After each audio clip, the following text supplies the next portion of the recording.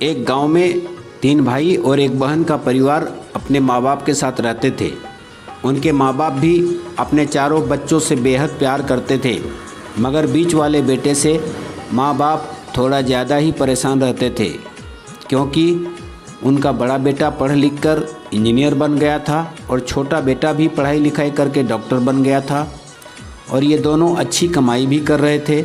मगर उनके बीच वाले बेटे ने बिल्कुल पढ़ाई लिखाई नहीं किया और वह बिल्कुल गंवार और आवारा बन गया था। कुछ दिनों के बाद उनके दोनों बेटों इंजीनियर और डॉक्टर ने शादी कर लिया। दोनों बेटों की शादी के कुछ महीनों बाद उनकी बेटी की भी शादी एक अच्छे घराने में हो गई, मगर बीच वाला बेटा अनपढ़ और गंवार होने के कारण अभी भी कंवारा ही था, क्योंकि वह बिल्कुल अनपढ़ था और कहीं पर मजदूरी करता था।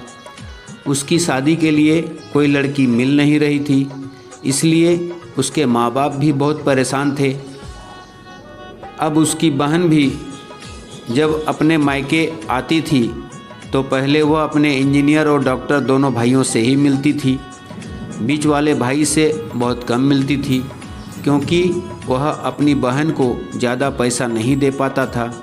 इसके बावजूद बीच वाला भाई अपनी बहन से बहुत प्यार करता था। अभी बीच वाले बेटे की शादी भी नहीं हुई थी और उनके पिताजी की मृत्यु हो गई। उनकी माँ भी बूढ़ी हो चुकी थी। माँ ने सोचा कि कहीं मेरे बेटों की मुंह से घर बंटवारे की बात ना निकले। उन्होंने अपने बीच वाले बेटे की शादी अपने ही गांव की एक सीधी सादी गरीब लड़की से करवा दी। शादी होते ही उनका अनपढ़ बेटा पूरा मन लगाकर काम करने लगा और पहले से ज़्यादा मेहनत करके ज़्यादा पैसा भी कमाने लगा।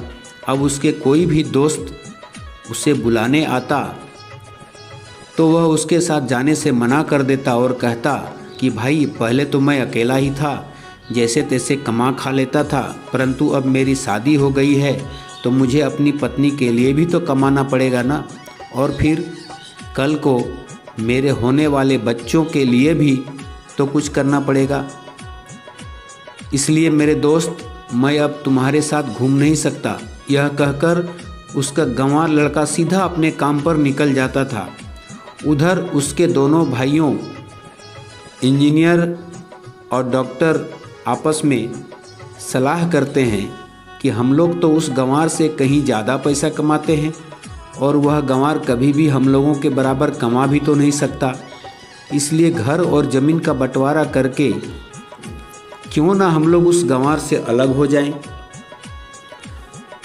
अब उन दोनों भाइयों ने माँ के लाख मना करने के बावजूद घर और ज़मीन की बंटवारे की तारीख तय कर दी और अपनी बहन को भी बंटवारे के दिन आने को कह दिया और अपने गंवार भाई से भी कह दिया कि आज तुम अपने काम पर मत जाना, क्योंकि हम लोग आज घर और ज़मीन का बंटवारा करेंगे।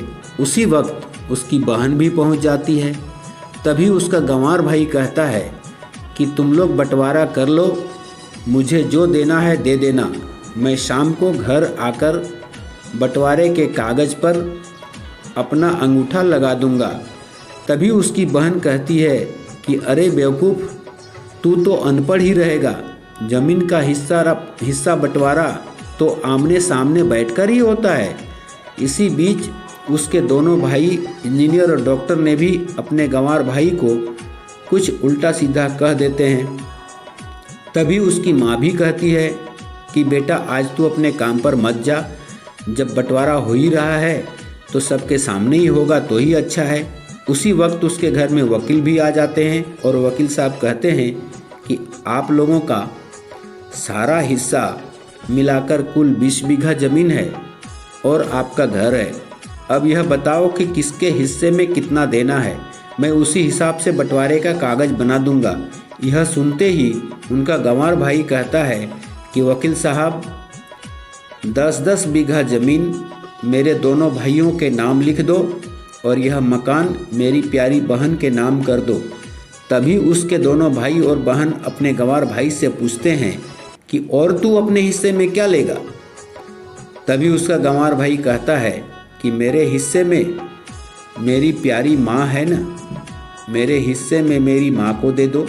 इतना कहकर वह अपनी पत्नी की तरफ देखता है और मुस्कुराते हुए कहता है कि क्यों री मेरी प्यारी पत्नी, मैंने कुछ गलत कह दिया क्या?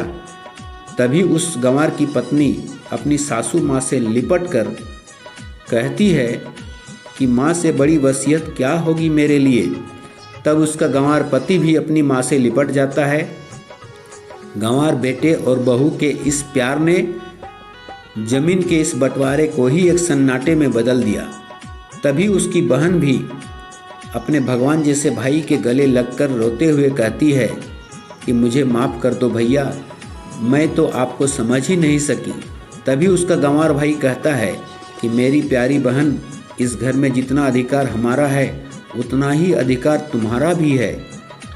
रही बात बंटवारे की, तो क्या बंटवारा नहीं होने से हमारे जीवन में दुख आ जाएगा क्या? क्यों करते हैं हम बंटवारा? क्या एक साथ हम मिलकर नहीं रह सकते जैसे हम बचपन में मिलकर रहते थे?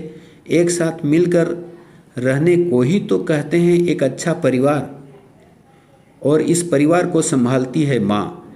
इस बात से उसके दोनों भाई भी बहुत शर्मिंदा होते हैं और बंटवारे के सभी कागज़ों को फाड़कर फेंक देते हैं, और उस दिन से फिर उसका पूरा परिवार खुशी खुशी एक साथ मिलकर रहने लगे। दोस्तों, यह थी एक परिवार और माँ की सच्ची कहानी। कहानी अच्छी लगी हो तो कृपया इस वीडियो को लाइक और चैनल को सब्सक्राइब ज़रूर करें। धन्यवाद।